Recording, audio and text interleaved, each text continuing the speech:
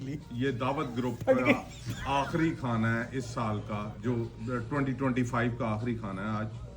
और मैं शुक्रिया अदा ये करता खाना हूं क्लियरेंस पे सलमान लगा हुआ था कि इन्होंने सबसे पहले कहा था कि मेरा काम ये आखिर पे आ गए, तो इंशाअल्लाह ताला ये कंटिन्यू रहेगा।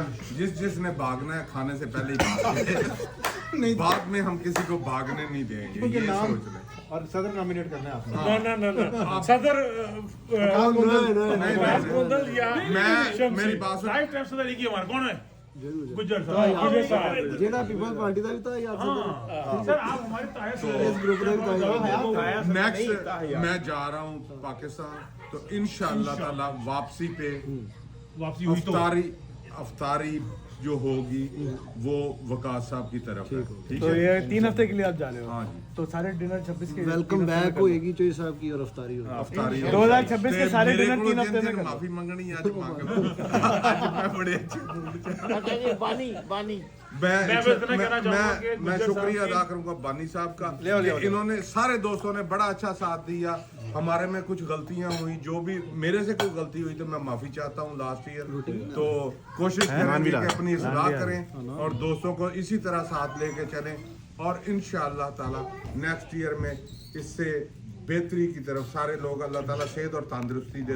आखिर वादाना अस्सलाम वालेकुम आप मैं गलत कर रहा हूँ ना आपकी बात नहीं हाँ यार आपने बस मजाक से हटकर बहुत कम होता है लोगों में कि इतना दोस्त बैठते हैं महीने में, तो इसको प्लीज प्यार मोहब्बत से जिसने रखना है रखे ना रखे, लेकिन ये प्यार मोहब्बत को ऐसे चलने देना चाहिए। तो ये एक बहुत इंपॉर्टेंट चीज है कि हम बैठते हैं और साथ खाते हैं, तो इसमें बरकत भी है।